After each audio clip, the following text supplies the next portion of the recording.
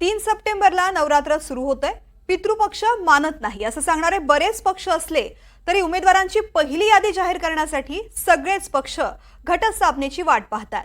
अमित शहांच्या दौऱ्यामध्ये महायुतीच्या जागा वाटपाचा तिढा सुटलेला नाहीये. मात्र महायुतीचा एक निर्णय पक्का झालाय.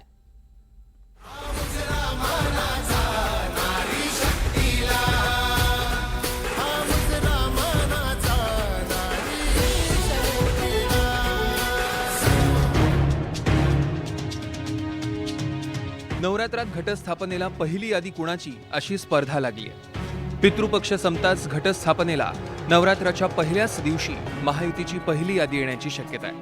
महायुतीनं तशी तयारी केली.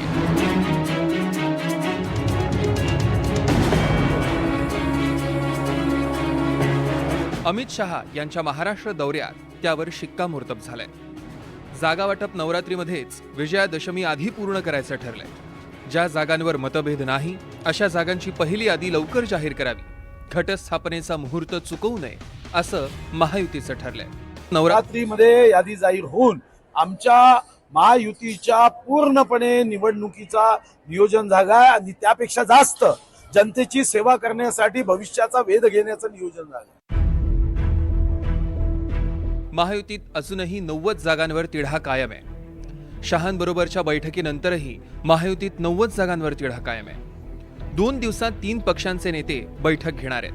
फडणवीस, शिंदे, अजित पवारांनी तोडगा काढावा अशी सूचना अमित शहांनी केली आहे. विद्यमान आमदारांच्या जागा त्या पक्षातल्या विद्यमान आमदारांना मिळणार आहेत. जिथे भाजपचा आमदार कमकुवत आहे अशा मराठवाड्यात अजित पवार आणि शिंदेंना प्राधान्य दिलं जाईल.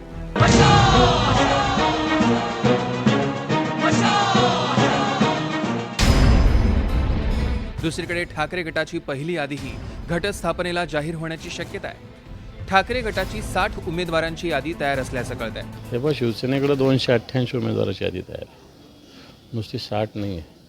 शिवसेनेनं दीड वर्षापासून मान्य पक्षप्रमुखांनी प्रत्येक मतदारसंघ निहाय आम्ही कोण इच्छुक, कोण चांगला वगैरे हे सगळं ॲनालिसिस दीड वर्षापासून चालू आहे. लोकसभेपासून चालू आहे.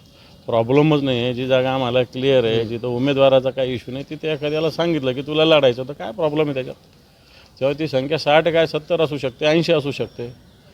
त्यामुळे अशा गोष्टी शिवसेना करत असते, सगळेच पक्ष करत असतील. अजून काही संपर्कात आहे? खूप आहेत.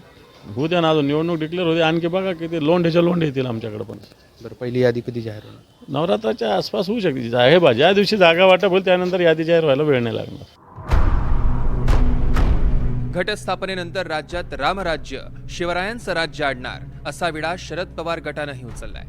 त्यामुळे नवरात्रानंतर शरद पवार गटाचा झंझावात नवरात्र सुरू होताच वाढणार आहे. घटस्थापनेनंतर महाराष्ट्रामध्ये पवार साहेबांच्या नेतृत्वाखाली एक वेगळी दसऱ्याच्या मुहूर्तावर